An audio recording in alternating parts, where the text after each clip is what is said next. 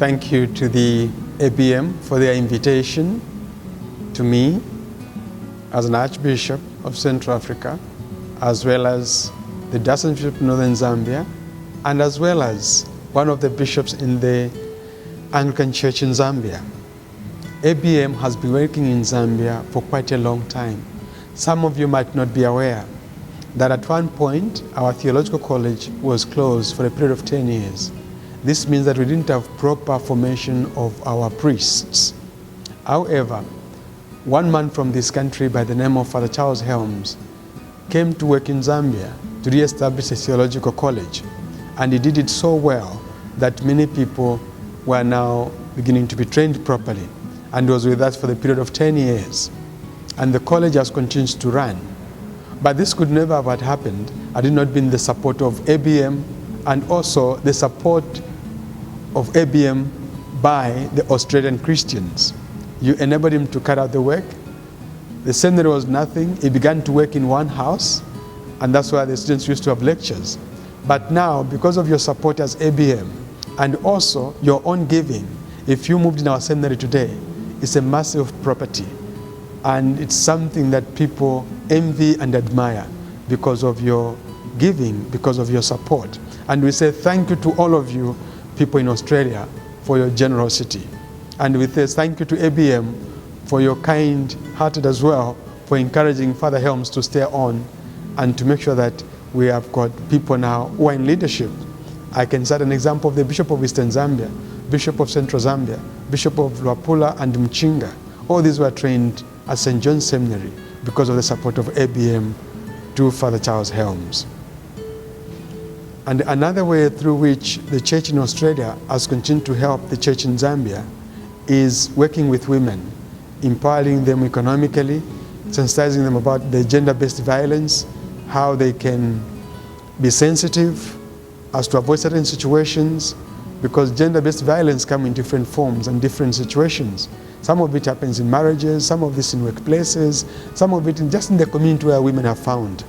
And we are saying, if we empower women economically, through, of course, small businesses, through, of course, lobbying for their rights, they'll be able to stand and make decisions of their own.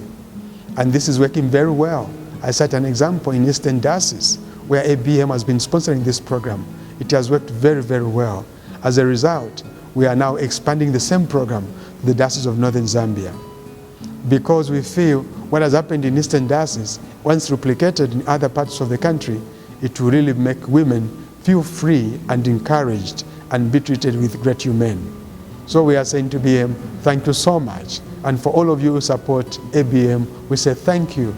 Please continue to stand with us, because what we are doing, you are actually making people to enjoy freedom and justice, especially on the part of women. The other aspect in which we work with ABM is in the refugee ministry. Refugee is a big issue around the world. And this is happening because of the absence of peace in some of the places in the world. In Zambia, we've got a lot of people who have come as refugees. I can cite this historically. Zambia has been a peaceful nation from the time of independence. It's a country that has never experienced civil war, in spite of having different tribes. Currently, we say we have 22 dialects. We do not quarrel in terms of using guns or violence. We do quarrel by using our tongues and trying to propagate our philosophies. And that has worked so well.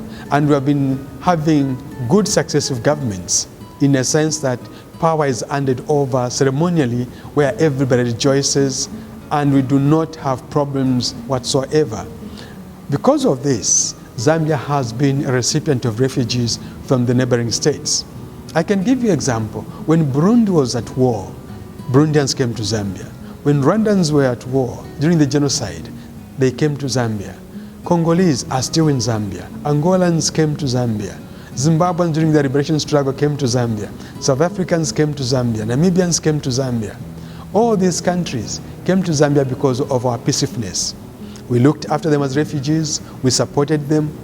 Some of them went back home. Some of them elected to stay in Zambia. The Yakis, especially those who came from Angola, who have never known what Angola was all about. All they knew was Zambia. And as a church, our role was to continually praying for them, encouraging them, and to show that in spite of being in such circumstances, God was so much present in their situations. And of course, at times we went out to provide seed, fertilizer, for them to be self-sufficient in terms of food. As we may be aware that United Nations could not afford to provide everything. But we as a church, we felt it was also our obligation to stand with our brothers and sisters who are in such struggles in their lives. So we are saying, again, this wouldn't have worked and happened had it not been the support of ABM and all of you in the Church of Australia who support ABM. And this has continued, has never stopped at all. As I speak to you, there are Congolese in refugee camps, both in Western Province and in Northwestern Province. As you may be aware, the war has been going on in Congo, in the northeastern part of it. And that war has made a lot of people to enter Zambia, and they are channeled to the same place I'm talking about, where they are accommodated. And the ministry will continue to work with them in such a way that we are able to say to them, be assured that we are here to work with you, to stand with you, and to provide all that you might be in need of. And that we've been doing as a church. The Rwandese, some of them are still in Zambia. They haven't gone back home. Why are they not going back home? They are saying emotionally they are not ready. They might go and see the people who committed atrocities against their relatives.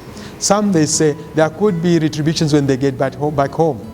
So we are saying, through advocacy, to our government to say, please, could you grant them the status to stay in Zambia?